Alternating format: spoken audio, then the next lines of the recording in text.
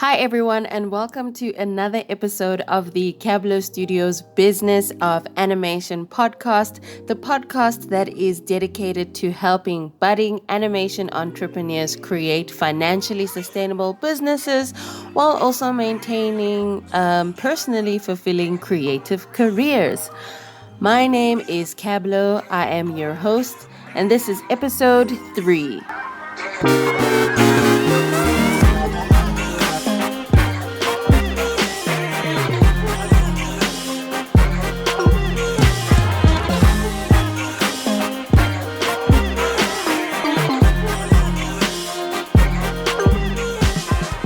Okay, so I'm recording this post Annecy Online Animation Festival and still in the middle of the COVID-19 pandemic. I've recorded several takes of this episode, which I will probably insert here and there. As and when I found time to record the takes.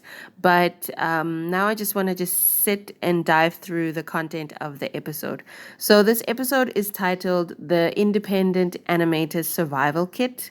Or no, that's not correct. It's titled The Independent Animator's Starter Kit. There we go. The Indie Animator's Starter Kit. And what I was thinking about when I was coming up with this episode was what are the things that you need to actually get started?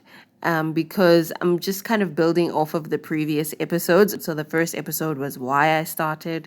The second episode was defining business. And this third episode is really just things to think about if you are someone who is starting out, just like how I am still in the early phase of my business and entrepreneurship journey. So, yeah, let's jump into it.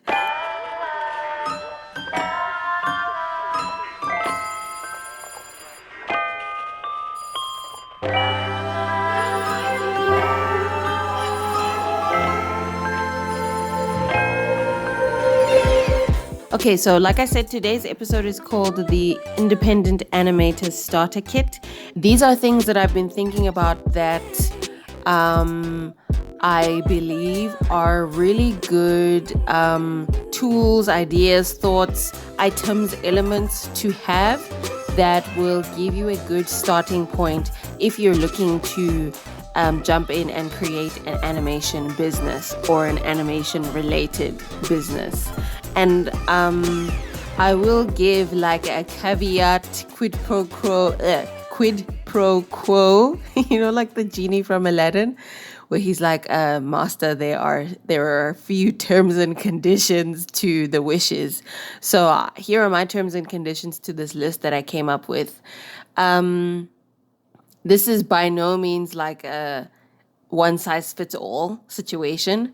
And I also have to acknowledge the fact that times change, something that can be like absolutely essential in, one instance becomes obsolete in another, So when you think about this list that I'm about to share about the things that I think are a good starting place for when you want to build an animation business, think about that, we have to consider where you live, what kinds of resources you personally have access to, what kinds of trends are happening in the animation industry. I mean, even if you aren't a person who wants to follow trends or likes following trends, it's still worthwhile to be aware of them, So that's my my little disclaimer that what I'm about to share is not prescriptive. It's more like observations, thoughts, and based off of my own growing experience as well. Oh yeah, these things are not in order of importance. They're just in order of the way that I wrote them when I was thinking. So if you want to reorder them in terms of importance and prioritize which things, you can. And the other thing to think about is that, as I've said previously, these items are not one size fits all, and they are not the end all be all. Everybody starts differently. Everybody finds themselves in a different context with different resources and a different agenda for why they want to do the things that they do. And so keep that in mind when you listen to the items that I have to share with you guys today.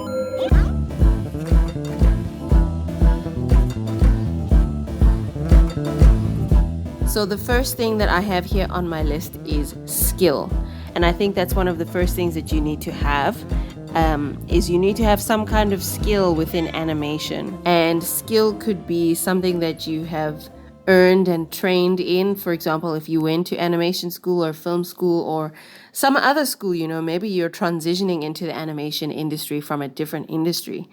You come in with skill where maybe you have received formal training, or you come in with skill based off of your own lived experience, based off of work experience, whatever. You come with skill. As I've said previously in the previous episode, a business is a value exchange. So the people who come to you, who ask you to make something for them, or who buy something that you have already made, so they ask for a service or they buy a product, those people are coming to you because you know how to do something. And that means you have skill. Whether you are looking to be a freelancer or whether you're looking to start your own business, the person who hires you or the client who contracts you, whoever it might be, they are going to want some kind of skill that you have. So you need to be able to be able to do something within animation. And the interesting thing is your skill can be directly related to the animation process, or it can be something that supports the animation industry. And I'll talk about that later on in the episode. I'm going to talk about having an understanding of the animation ecosystem, which was something that I didn't completely have when I started out when I left university. So I'm going to talk about that later on in the episode. But I think one of the first things that you need to have is some kind of skill.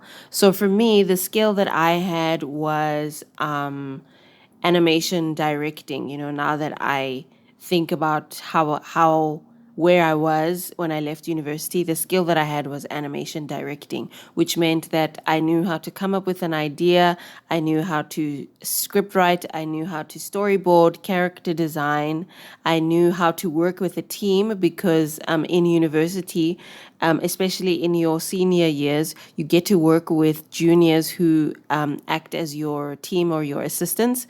And so I learned how to work with a team of animators and give them work. What else? I also know how to draw. So I naturally went into 2D animation and illustration, and then also a little bit of graphic design. So in that way, those were the skills that I had. I knew how to make an animation from start to finish. And I knew how to manage that process a little bit. I've only just started getting better at managing that process now that we have client projects. But those were the skills that I had coming in to Cabblow Studios. And what I would say here is don't count yourself out. You actually are probably more skilled than you give yourself credit for, whether it's like for me, my skill in terms of drawing is character design. For other people, it might be background design or creatures and animals, or props. So look at it in terms of broad skills and also in terms of specific skills, because then that can also help you direct your steps when you are forming your business. So the second thing on my list is have a resolve about your commitment to animation. And the reason why I have this on my list is because animation, although really amazing to look at, mind-blowing, magical, charming, however you want to describe it, animation is quite grueling to do. It's very time-intensive. It requires a lot of input from you as the creator before you see the final result. And it requires a lot of perseverance in the context of someone who is going out there independently. You're going to have a lot of people say no. You're going to have a lot of people try to tell you how you should do whatever it is that you do. And, with all of those obstacles, there's also the added obstacle of animation just being difficult to create sometimes, trying to pull that idea that you have in your mind out and put it on screen can be a difficult thing.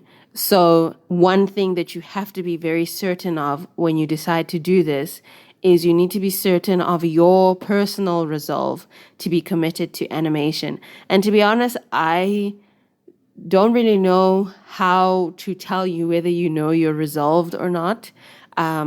Sometimes, okay, let me give an example. So when I was in third year, we had two major projects to create. One was an experimental project and one was a graduation project. So in the first semester, we had to create an experimental project, and my team, we decided to make an experimental animated documentary using rotoscoping, using something called light painting, which is so cool.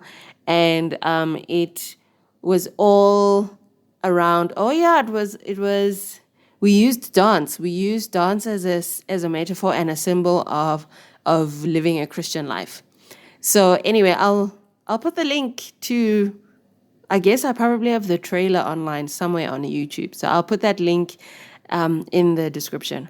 But what was I saying? Oh yeah. So the light painting aspect of the animation was basically stop motion. It was painful, but I think it was more painful for the dancers rather than for us, because the dancers always had to hold a pose and then we needed to paint over them, basically create line art over them using a light. And then when your camera is set to, what's it? It's set to take in light for much longer. Does that mean that the aperture is longer? I can't remember. I'm not a camera person. But anyway, it's a form of long exposure photography when you do light painting. And I think Picasso does it. Anyway, that's not the point of the story. The point of the story is the rotoscoping aspect of the film. So I remember once all the cool parts were done, we filmed whatever we needed to film in terms of the choreography of the dancers. We interviewed some people and we asked some questions. We filmed them, whatever. We did everything. And now it's time to just get to the part where you must animate. I remember sitting in my res where I was living in Cape Town, and I was in front of my computer, and I had a Wacom plugged into my computer, and I was rotoscoping this animation. And I was literally drawing frame for frame over the movements of these dancers. The nice thing about rotoscoping is that you don't have to think about the actual choreography and the posing and everything of your characters. The difficult thing is that it's so monotonous and repetitive and brain numbing. And I remember sitting in my room as I'm rotoscoping. I've maybe rotoscoped like 24 drawings or something, and I play it and there's like 1 second of movement. And really honestly, I sat and I asked myself, is this my life? Is this what I'm gonna do for the rest of my life? And by the grace of a God, I powered through and managed to get through that project. But it made me realize the effect of rotoscoping can be very cool, but the process of making rotoscoped animation can be very painful. And I don't know if I want to do that all the time. So that's why I'm saying, and maybe when you persevere through that and you realize that actually I still want to make animation despite all of the horrible things that might happen, maybe that's a sign that you are committed and resolved to being in the animation industry. But I think that's something really important to bring up, that animation may look cute, but the process of making it is not always cute.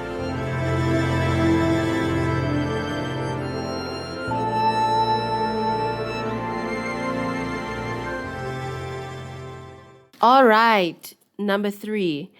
So number 3 is equipment/software/production tools. So basically what I'm saying here is you need a means for creating animation. So if you're going to start a studio, you need the skill of creating animation. You need the resolve to be involved in animation. And then you need the means for making an animation.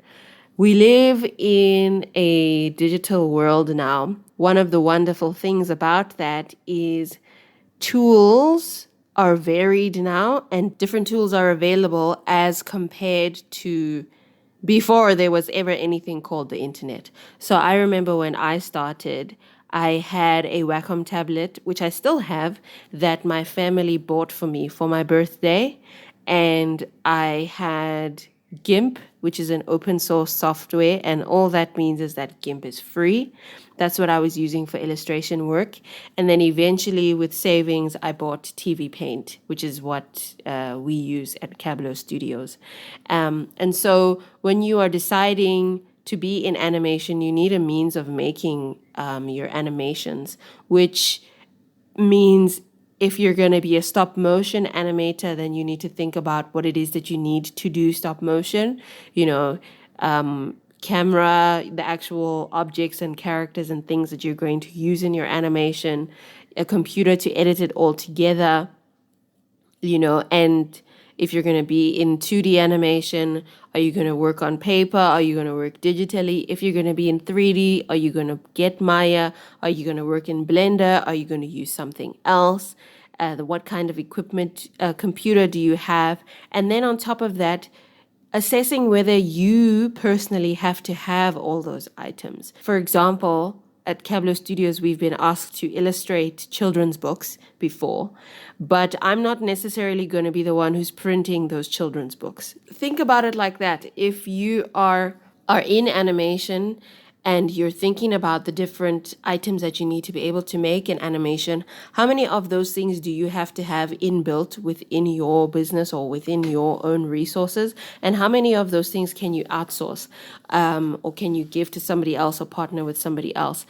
Like, for example, at Cabblow Studios, I am the creative director and Dr. T is the head of business development and director of medical animation. And what that means is she goes out and she finds clients for us from the medical industry based on her experience and her network. And I, as the creative director slash, I guess I'm like a producer or a line manager, I actually then execute those projects. So I would lead the team in terms of the vision of the stories that we make, guiding everyone in terms of choice of art style and everything, and then managing the actual timelines and deadlines of the project. As a resource, Dr. T is a human resource, but she has the medical network. I don't have it. But I have the animation skill and the understanding of digital tools, etc., which is what I bring to the table. So think about what are the tools that you need in order to create your animation? All right, number 4.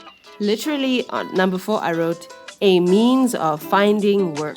And I wrote here anything from, finding jobs on the internet, on job posts, referrals, anything from your aunt referring someone to you, or a fellow colleague passing on work to you because they can't do the work, or they share the work with you because you have a skill that they need, internships, if you're going to pitch projects, like we've just finished Annecy Online, where we have been talking to different people from the industry all over the world and pitching to them some of the animation projects that we have. Are you going to get work that way? The same with 3 Teaspoons of Sugar. The way we managed to get funding is we had to pitch 3 Teaspoons of Sugar and apply in front of the Gauteng Film Commission, in front of the National Film and Video Foundation, and every other sponsor. Your friends and your family, sometimes they can hire you or they can refer you, and fellow colleagues, which I said already. And what Dr. T also does is advertising to your network, either through emails or through social media or whatever it might be. You need to have a means of finding work so that your business can be sustainable. I think that one is pretty self-explanatory.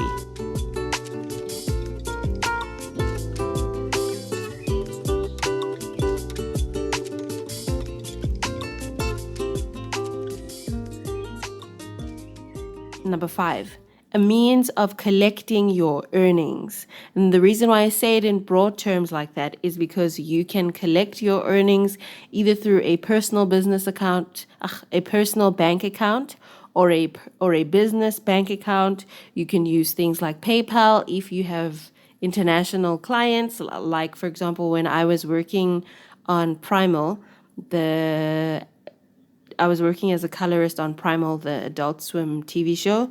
I was earning by using PayPal because the animation studio I was working for was based in France. If you have Patreon, you want to go the crowdfunding route, then you can have things like Patreon, or you can try something that's more localized to your country. Like in South Africa, I think we do have our own crowdfunding tools, but I'm not very familiar with them, you know. So you need to know how it is that you're going to collect the money that people owe you. Because why? Because exposure doesn't buy bread. All right. Number 6, which is something I spoke about in the previous episode. Number 6 is have a differentiating factor or have a value proposition.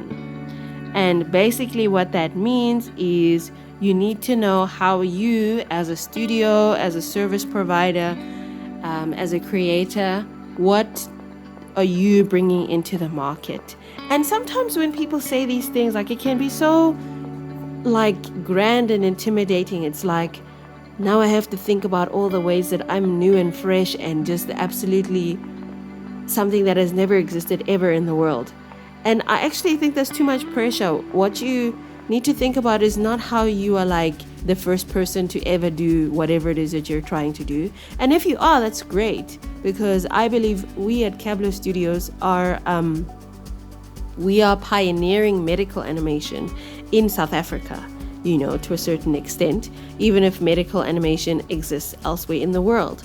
But you need to think about what are the things that are quite interesting and unique about you and your process and your business and your personality and your art style.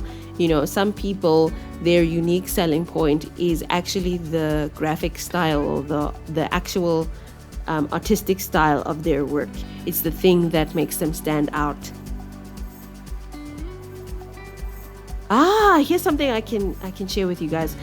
But here's something that I can share with you guys that I learned last year about finding something that can make you stand out and be different amongst the sea of people in your industry. So you can compete with the people around you based on something called operational excellence, on product, or on customer intimacy.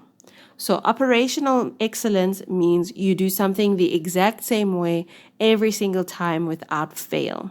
So that's like if you're in the manufacturing business, or if you're even in like food, you need to be able to produce the same, like if we go to the shops and we buy chocolate, the chocolate has to taste the same every time. The packaging has to be the same every time.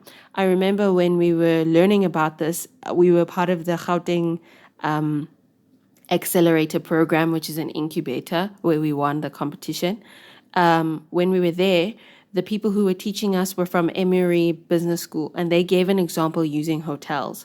So there are some hotels who do something the exact same way every single time. That's called operational excellence. So the benefit of that is when people come to you, they know they will receive the exact same product every single time. The drawback of that is there's no option for customization, for example. So the second differentiating factor or the competitive advantage could be product. So maybe your product is innovative in some way that it solves a problem for someone. So for example, I remember the lecturers used the example of Apple and how Apple competes based on product, how it's the most this or the most that, or the simplest this or the simplest that, you know, or the easiest this or the most intuitive third thing, you know. Are you competing based on product? And then the third thing is, are you competing based on customer intimacy, which means, are you competing based on how well you relate with your customers' needs and wants, and how you morph or adapt to those things that they want. So that has to do more with customization. And at any one time, you probably might be competing within all three of those things, but one will stand out more than the other. So when you are thinking about what makes you different, what kind of value do you bring to your customers, you can think about all the things that I said in the previous episode, and you can also think about that. Are you competing based on operational excellence? Are you competing based on product? Is your product the fastest? Is it the cheapest? Is it the most innovative? Or are you competing based on customer intimacy? How is your stuff always customized? Is it always bespoke? Whatever. That's how you can think about what makes you different.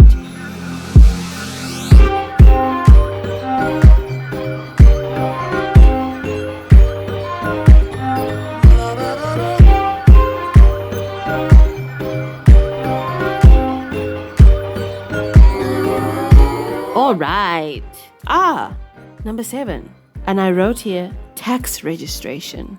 So what I was trying to say here is, however you decide to operate in this business, you need to either literally register your company with whoever governs company registrations wherever you are in the world, or 2, register with whoever collects tax wherever you are in the world.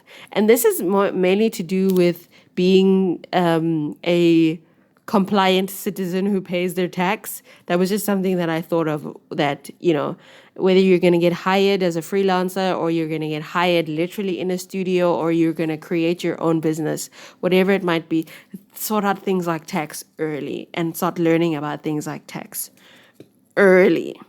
The last thing that I think is very necessary for an independent animator to know is have knowledge of the ecosystem. And that's what I want to dive into and talk about now before I end the podcast. Apollo 11, thank you. Roger up.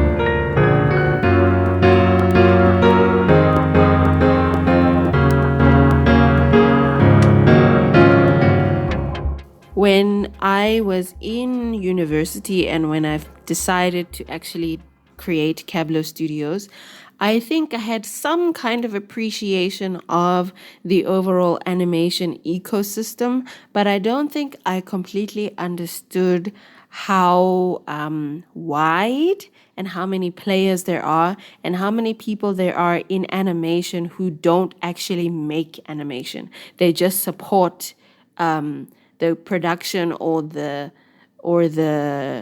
distribution or the marketing of an animation. They don't actually make the animation itself. So this is what I wanted to talk to you guys about. So if we're just thinking purely about the actual creation of animation, there are 3 steps. We have pre-production, where we plan our animation. And within pre-production, you could be a writer, you could be a recruiter, you could be a producer, you could be somebody who funds the project, you could be a storyboard artist, a visual development artist, you could be an animatic editor, a layout artist, a rigging artist, a graphic designer, a modeler, an art director, and the list goes on and on and on. Then we move on to production. In production, you could be an animator, you could be a character animator, or an effects animator. You could work specifically in 2D or in 3D or in stop motion. You could be a crowds animator, where you specifically work on shots that have a lot of characters in them. You could be a voice performer. I guess voice performing, voice acting, you can either put that as part of pre-production or production, but I always put it as part of production. You could be the director. You could be a supervising animator or a lead animator. A supervising animator is like a manager of animators. And a lead animator, same thing, is like somebody who's in charge overall as an animator of the animation overall of a certain part of a production. So if you are a supervising animator, then maybe you're in charge of, let's say you're a supervising animator on Mulan, and you are the one who's in charge of animating Mushu. Then you will have your own team of animators underneath you, however many there are, 3 or 4, however many, I don't know. You'll have your own team of animators underneath you who you will then monitor and be in charge of in terms of keeping the character consistent, making sure you animate according to what the director's vision is, making sure you are keeping all your timing right. You know, there's people who would be in charge of in-betweening, there's people who would be in charge of just the posing of the character. And then there's people who would be in charge of cleanup. There's people who would be in charge of color. And even if you're working digitally, you can still have that kind of split of responsibilities. So anyway, you could be a supervisor or a lead animator. You could be an in-betweener. You could be a colorist. You could be a matte painter. You could be doing texturing, you could be doing lighting and modeling, and that stuff might actually come more in pre-production than production. Depends on you. And then you get post-production, where we finish it off and prepare it for the world to see, where you would do your sound design, so where you would give your character's footsteps and punching, and you would make the sound of the explosion and the sound of rain, where you would incorporate music from your composer. You would do something called compositing, where you put your characters and your backgrounds and your lighting and every other effect into the shot so that the shot is complete. Visual effects, and sometimes visual effects isn't actually explosions. Sometimes it's cleanup, you know. You need to remove a certain background, or a character's arm is sitting funny in a shot, so you have to clean that out. Sometimes that's also visual effects. And then also just practically editing the film together as well. That's part of post-production. So that's the process of making animation. It's those 3 steps. But there's other people in between in the ecosystem. You get your distributors, and that could be anyone from a film festival to a cinema house. You get agents who conduct distribution deals between the people who have made the film and the people who want to show the film. You get different kinds of distributors, so you can get subscription video on demand distributors, so that's SVOD. So that's like Hulu, HBO Max, Netflix, Showmax. You can distribute your film independently. You can organize your own what's this thing called? You can organize your own screenings. I mean, now we have COVID-19, so we have to think about these things differently. But just in general, you could work with an agent who is able to help you distribute, and a cinema house. In South Africa, we have 2 major ones, which is Ster-Kinekor and New Metro. But we also have independent cinema houses like the Labia in Cape Town and the Bioscope here in Johannesburg. You could distribute your film over the internet, either for free on YouTube, or with a crowdfunding campaign, or with Patreon, or with Vimeo on demand. Hashtag 3 teaspoons of sugar is on Vimeo on demand, just saying. So those are the different ways you can distribute your film. You can organize an exhibition. I've seen this animation studio called Tonko House in America. They do these things where they do like an exhibition of their studio. When you go to the mall, and then like Disney is like at the mall for that month, and it's like a Disney experience at the mall for that month. So this studio does that, except for their own projects. And they do that in America, and they also do that in Japan, where they basically showcase their studio. They bring their character concept art, they bring their films, they bring plushies that they've made based off of their characters. They sell art books, they sell original art prints. And I'm sure at some point you could probably buy the films that they've made to watch as well. But they do that as well. So you get distribution. Naturally, from distribution, you would get things like licensing and merchandising. So that's anywhere from toys to books to lunchboxes, straight from the TV shows that we watch. So that could be really any physical material that exists as a result of the original intellectual property from your animations. So there's merchandising. And then there is also other people who are outside of the actual animation production space, but are very integral to the animation industry. You get people like software developers. They don't make animation, but they make the tool that we use to make animation. Because without a paintbrush, what is a painter? Without paint, what is a painter? Same thing with those of us who work digitally. Without our software or without our pencil and paper,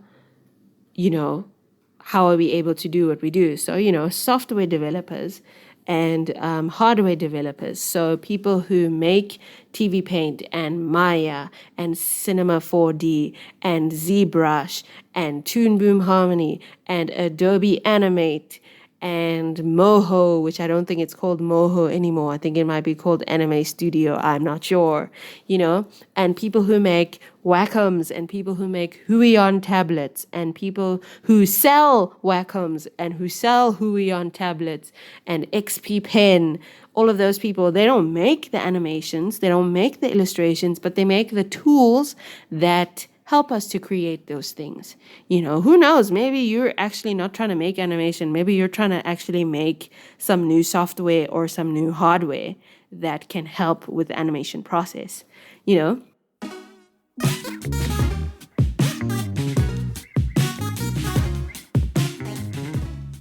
Something else that's also ancillary to all of those things is educators. So people who actually teach animation, either at school, people who write books, people who make online courses, people who are individual teachers, this podcast, those things as well. That's part of the animation ecosystem. Another thing as well that I've seen, at least in South Africa, is something that I've labeled as industry support. So anything from an award ceremony to international or local residencies, incubators for startup companies, government subsidized funding and tax rebates. Google it. Basically, what that means is you get a portion of the money back of the money that you have needed for funding for funding for your film in the form of a tax rebate. Google it because I'm also still learning, fam. You can get treaties. So sometimes one country will sign a treaty with another country so that they can facilitate cross-border export and import of skills and products and services.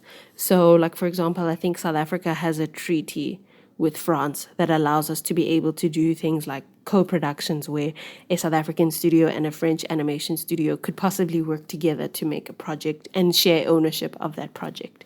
So there's things like that. That's part of the ecosystem. Even if you're not exactly someone who's working within government and all of that, you could be someone who wants to benefit from that kind of knowledge, And then we also have people who are intellectual property lawyers, and we have intellectual property laws. And then we have government bodies and non-profit organizations. In South Africa, we have a non-profit organization called Animation SA, which is a group of people who have volunteered to try to establish some sort of regulatory body for animation in South Africa, dealing with everything from how do we protect the intellectual property of people working in animation to things like salary, to things like establishing the standard of animation education in the country. We also have another nonprofit organization called the African Animation Network. Sorry if there's noise, it might be my neighbors.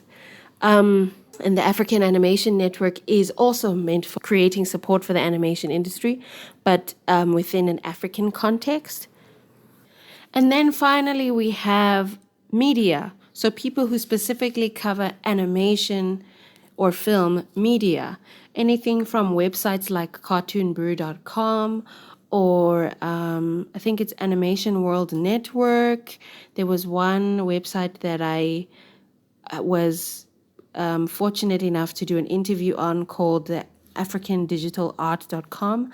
I will link I will put the link to the interview that I did in the description, in the show notes, wherever links sit. News websites that cover animation content, people who review animated films, people who create video essays on YouTube, vloggers, people who vlog their experiences at Comic Cons and Annecy and at all kinds of animation festivals and conferences and that kind of thing. So it's a lot of things, and even I'm getting tired talking about it. I think also there's one more thing I needed to mention. In South Africa, we have something called, then there's also just like animation events, which you could lump together with distribution, because you could have events like a festival or a conference, or you can have smaller gatherings. Like in South Africa, we have something called Animation Exchange, where students and professionals and just anyone who's enthusiastic about animation, they come together, I think, every second Thursday of the month, or used to come together every second Thursday of the month, but because of COVID-19, life has to pause certain things. But they would come together every second Thursday, and whoever was on the agenda or whoever was presenting that week, it could be anything from a studio showcasing its work to a specific artist sharing their technique to a student animation showcase or anything like that, where people come together and they hear about what's going on in the local South African animation industry. We also have things like the Cape Town International Animation Festival and Comic Con, which was going to be in Cape Town this year. Things like Comic Con as well, that has moved to 2021 because of COVID. So there's a lot of things. So really, the interesting thing about having knowledge about the ecosystem is then you know that you can participate within the animation industry even if you aren't an animator. So you can participate as being someone who if you're a composer, then you can participate in that way. Or if you're a film distributor, or if you are a PR consulting person, if you're a journalist, you could participate in the animation industry. If you are a lawyer, you could participate in the animation industry. And if you are an animator or a director or a producer or someone who's directly involved in the creation of an animation, it's very good for you to be aware of all of these other things within the ecosystem so that you can see what other options are available to you, or you can see what other kinds of people are you going to interact with through the course of your career. And that's something that, I think as I'm learning and I'm growing in animation, I've only been doing Cabblow Studio since 2017. So there's still so much that I don't know, But as I'm learning and growing in it and, doing what we do every day, I'm realizing that having a knowledge of the ecosystem, especially if you're going to run an animation business, is very important so that you know where can you benefit, where do you sit in the ecosystem, who is supplying you and who are you supplying, if that makes sense. Like if we're thinking about a factory assembly line, who's going to pass an item to me and who am I passing my item to next, so that you know how everything flows.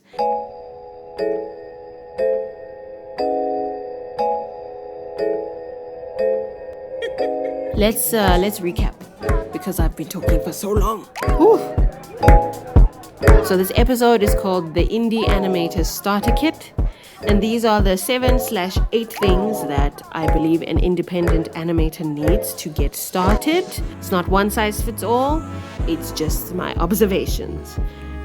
Number 1, I said skill. Number 2, I said the resolve to be committed to animation. Number 3, I said equipment, or just in general production tools. Number 4, a means of finding work. Number 5, a means of collecting your earnings. Number 6, a differentiating factor or a value proposition. Number 7, tax. Get your tax registration right. And number 8, knowledge of the animation ecosystem. So that's all I have to say for today's episode. I hope you gained something valuable, and I will talk to you guys in the next one. Of course, all the links are in the description. And until then, have a happy day wherever you are in the world. Bye.